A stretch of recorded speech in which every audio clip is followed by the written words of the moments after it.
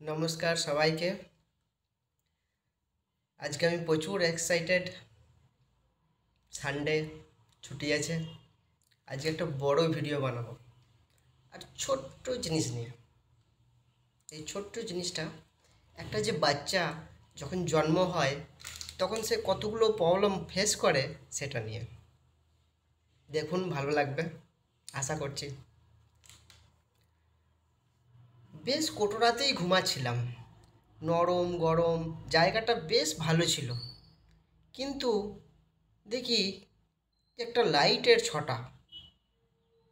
কি অবাস্তবকর ব্যাপার! এতদিন তো বেশই ছিলাম কোটরার মধ্যে, অন্ধকার ছিল আর বেশ নরম বেশ গরম জায়গাটা। ও মা, কোটরা থেকে মাথা টেনে আমার বের করে নিয়ে এলো।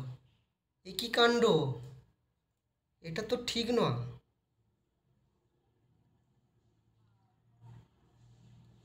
তারপরে আমাকে গরম জলে চুবাতে লাগলো। এ কী কাণ্ড! আমার কি এখন সাঁতার কাটার বয়স হয়েছে? তবুও সাঁতার কাটার চেষ্টা করলাম। এরই মধ্যে কে যেন কাঁচি দিয়ে ওই যে মায়ের পেট থেকে যে নাড়িটা থাকে না, সেটা কেটে দিয়েছে। যাই হোক, আমাকে জলে ভালো করে ধুইয়ে মুছে, আমার তো আর সহ্য হয় না। পেটে খিদের ডন টানছে, এইদিকে এদের এইসব যত সব কী সব চলছে কিছু বুঝতে পারছি না। যাই হোক, কোনো রকমে সামলে সামলে নিলাম। খুব কষ্ট হচ্ছিল, কিন্তু আমাকে নিয়ে গেল বাইরের দিকে। একজন আবার জিজ্ঞেস করলো যে, পাগুলো ফাঁক করে দেখো, ছেলে না মেয়ে? ও মা, আমার কি কোনো প্রাইভেসি নেই নাকি? একটু তো লজ্জা লাগলো, কিন্তু কি আর করব। দেখি একটা চেনা চেনা আওয়াজ। প্রথমে জিজ্ঞেস করলো যে আমার স্ত্রী কেমন আছে। তারপরে বলল, এ মা, এ কী করেছেন আপনারা? ওর গায়ে জামা কই? দিন দিন তাওয়ালটা দিন, ওর তো ঠান্ডা লাগবে। ভদ্রলোককে খুব বেশ ভালোই লাগলো কথাবার্তা শুনে। তারপরে এদিকে নার্সদের কোনো হুঁশ নেই, এরা না মিষ্টি খেতে ব্যস্ত। তারপরে ভাবলাম যে এরপর নিশ্চয় আমাকে কোটরাই ঢুকিয়ে দেবে আবার। কি সুন্দর নরম গরম জায়গাটা বেশ ছিল, এরা যে বেরোনোর পর থেকে কী যে উৎপাত আরম্ভ করেছে, কি আর বলবো। এইটুকু ছেলেটার ভিতরে কি হচ্ছে কাকে বোঝাবো, কাকে বলবো? চিৎকার করা ছাড়া আর কোনো উপায় নাই।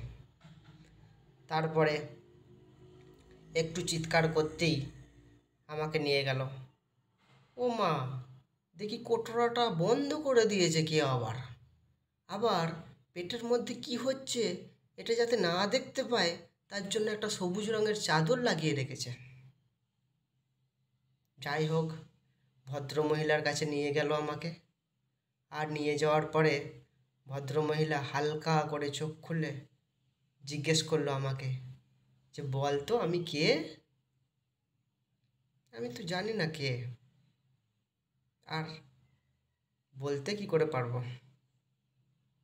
আমার গালে একটা হাত রেখে বলল যে, আয়, আমি তোর মা। তারপরে আমাকে কোলে নিয়ে আমার কপালে হামি খেতে খেতে বলল যে, তোর জন্য অনেক কষ্ট করেছি, আর তাই আজকে তোকে দেখছি। আজকে আমার সব কষ্ট সফল হলো তোকে দেখে। কি মিষ্টি হয়েছে, একদম যেন দাদুর মতো মনে হচ্ছে। তারপরে মায়ের কোলে আবার সেই কোটরায় যেরকম গরম নরম জায়গাটা পেয়েছিলাম, তার থেকেও আর একটু সেভ মনে হলো জায়গাটা। সত্যি হবে নাই বা কেন, পৃথিবীর সব থেকে সুন্দর আর সব থেকে সেফ জায়গা হচ্ছে মায়ের কোল।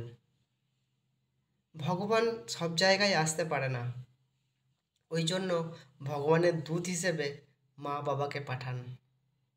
একজন আমাদেরকে জন্ম দেন আর পেটে রাখেন 10 মাস 10 দিন, আর একজন সারা জীবন মাথায় করে লালন পালন করে, সারা জীবনের দায়িত্ব নেয়, সে হচ্ছে বাবা। ওই জন্য তো মাতা পিতার ঋণ কখনো শোধ হবে না। সবাই সুস্থ থাকুন, ভালো থাকুন, মা বাবাকে ভালো রাখুন, খুব ভালোবাসুন। Thank you.